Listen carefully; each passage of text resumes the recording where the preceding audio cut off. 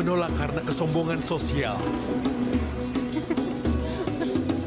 Mereka menilai manusia dari harta dan jabatan, bukan dari kebenaran.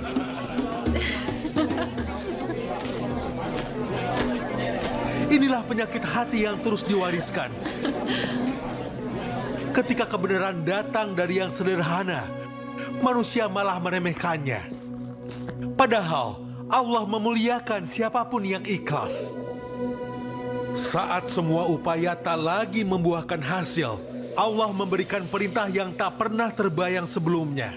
Dia memerintahkan Nuh untuk membangun sebuah kapal dan menegaskan bahwa proses itu akan berlangsung di bawah pengawasan serta petunjuk langsung darinya.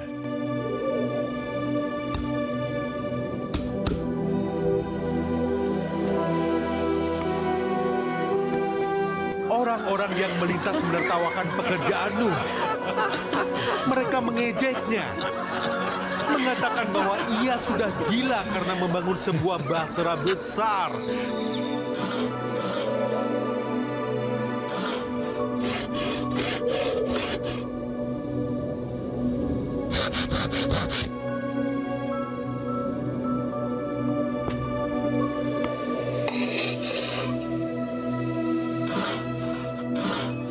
Bagi mereka, apa yang dilakukan Nuh tak lebih dari bahan olok-olok. Mereka pasti akan mengejek dan merendahkannya. Dan Nuh tidak membalas ejekan mereka. Ia hanya menatap tenang, menyadari bahwa apa yang terjadi sudah disampaikan Allah sebelumnya. Ia membiarkan ayat itu menjadi kenyataan yang ia saksikan sendiri. Sebuah kapal di atas tanah yang tandus, sementara hujan tak nampak. Hari berganti minggu, minggu berganti bulan. Nuh terus bekerja dengan tangannya sendiri. Setiap pukulan palu disertai zikir.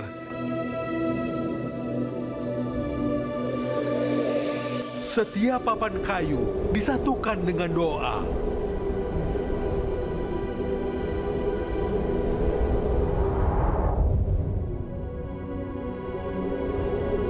Iman Nabi Nuh diuji bukan di tengah badai, tapi saat badai belum datang. Ia taat, bahkan ketika sebelum melihat tanda apapun.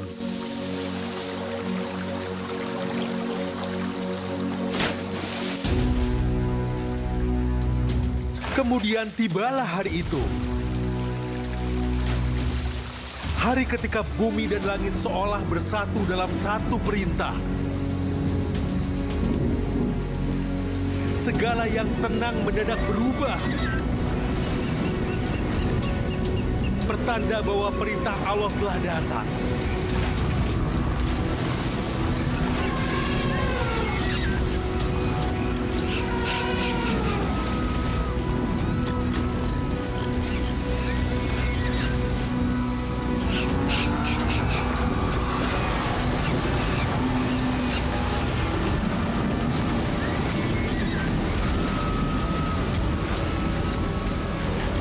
Air keluar dari tanah, hujan jatuh dari langit, dan gunung-gunung tertutup ombak.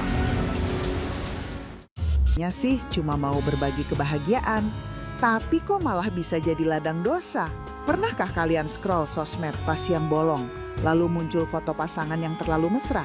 Tanpa kita sadari, momen romantis yang kita bagikan, baik yang sudah menikah atau belum, ternyata bisa memancing imajinasi dan syahwat orang lain yang melihatnya. Pertanyaannya, apakah kita ikut memikul dosa karena merusak fokus ibadah orang banyak lewat konten tersebut? Padahal niat kita hanya ingin berbagi momen indah saja. Lalu di mana batasannya agar konten kita nggak jadi racun buat puasa orang lain?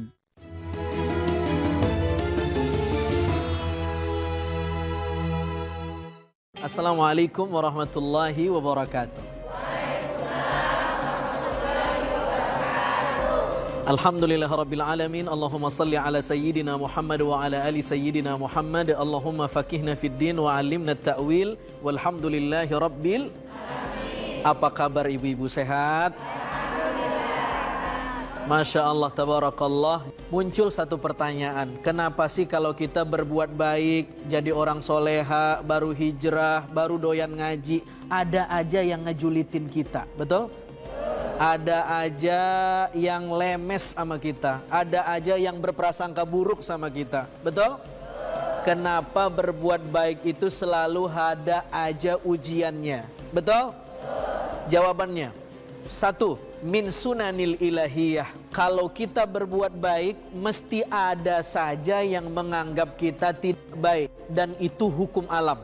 Kata Imam Ar-Rifai, apa kata beliau? Man aradal maula falyatahayya bil balwa. Orang yang kepengen deket sama Allah, syaratnya satu. Dia harus siap-siap diuji. Perhatiin. Ada anggapan di kepala kita, sekiranya kita rajin sholat, rajin ngaji, hidup gak boleh sial. Itu salah. Ada anggapan di kepala kita kalau kita mulai doyan baca Quran, rajin wirid, rajin ngaji, mestinya gak ada yang bisa ngeganggu kita. Itu keliru. Karena hukum alamnya semakin orang dekat sama Allah, ujian makin dekat. Man aradal maula falyatahayya bil balwa, kata Imam Rifai tadi. Jamaah rahimakumullah. Nabi mengatakan, manusia yang paling berat ujiannya adalah para nabi. Setelah itu, orang soleh yang kesolehannya di bawah nabi. Setelah itu, orang soleh yang kesolehannya di bawah kesolehan orang yang solehnya di bawah nabi. Artinya, makin soleh orang mestinya makin diuji. Jadi kalau kita buat baik, ada yang julid, itu ujian ibadah. Dan di situ argo pahalanya. Itu yang pertama.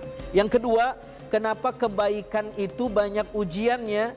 Yang kedua, jawabannya adalah fokus pada niat. Kalau niatnya benar karena Allah, enggak hipokrit, enggak munafik, tidak menyelingkuhi Allah, benar melakukannya untuk Allah, mestinya jika kita dijulitin orang santai aja. Betul enggak? Apa kata Imam Ali bin Abi Thalib? Ciri-ciri orang yang ikhlas itu adalah ketika dia melakukan ibadah, lalu kemudian diomongin orang atau dipuji orang, kualitas ibadahnya tetap sama. Sebaliknya, ciri-ciri orang yang ria itu adalah dia menambah porsi amalnya kalau dipuji, tetapi mengurangi amalnya kalau dicaci. Tanda dia ria. Dan orang yang ria atau sum'ah dalam ibadah, ibadahnya zong. Yang ketiga, belajar dari sahabat Nabi, belajar dari seorang ulama, Fudail bin Iyad. Imam Fudail bin Iyad, kalau dicaci, kalau dihina, kalau dijulitin, digibahin sama orang, apa jawaban beliau? Allahumma in kana kadhiban faghfir lahu wa in kana siddiqan faghfirli. Masya Allah. Lihat. Imam Fudail bin Iyad kalau digibahin lagi ibadah, beliau ngedoain orang yang ngegibahin dia. Beliau ngedoain orang yang memfitnah dia. Apa doanya? Ikutin. Allahumma in kana kadhiban faghfir lahu wa in kana siddiqan faghfirli. Artinya, ya Allah, kalau orang yang memfitnah saya itu benar omongannya, saya mohon ampun dan ampuni saya. Tapi kalau yang dia fitnah itu salah, ampuni dia. Sakit kepala? Minum Panadol Extra baru, isi 4, harga terjangkau. Aduh. Ledakan cepat dengan Polisilen. Formula jempol kembali gaspol. Dari Faros. Aduh. Ledakan cepat dengan Polisilen. Formula jempol kembali gaspol. Dari Faros. Aduh. Ledakan cepat dengan Polisilen. Formula jempol kembali gaspol. Dari Faros. Tanah air, ku tidak kulupakan, kan terkenang selama hidupku. Tanahku yang ku cintai, engkau ku hargai. Bersama membangun tanah air dengan Mortar LM. Hidup adalah proses. Di atas semua pencapaianku, masih ada yang membuatku ragu. Karenanya bila perlu, aku minum Nuriskin Ultimate setiap hari. Memelihara kulit agar sehat. Nuriskin Ultimate. Sakit kepala? Minum Panadol Extra. Baru, isi 4, harga terjangkau.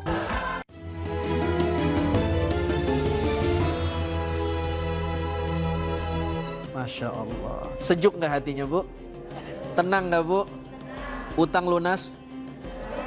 Masya Allah. Itu 3 catatan supaya kita bisa merekayasa hati kita beribadah dengan ikhlas. Tidak fokus dengan komentar orang, tapi fokus dengan niat kita. Mudah-mudahan bermanfaat. Wallahu a'lam bishawab. Ada pertanyaan sekarang? Silakan. Ibu, silakan. Bismillahirrahmanirrahim. Assalamualaikum warahmatullahi wabarakatuh.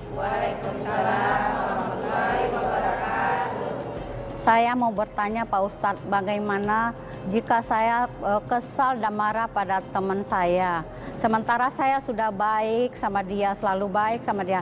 Tetapi dia selalu menggosipkan saya di luar ya. Kemana-kemana selalu saya yang digosipkan. Apakah kesal saya dan marah saya berdosa Ustadz? Demikian, Assalamualaikum warahmatullahi wabarakatuh. Waalaikumsalam warahmatullahi wabarakatuh. Masya Allah, bagus banget pertanyaannya. Kita menyimpulkan bahwa fokus pada niat kita. Jangan fokus sama orang.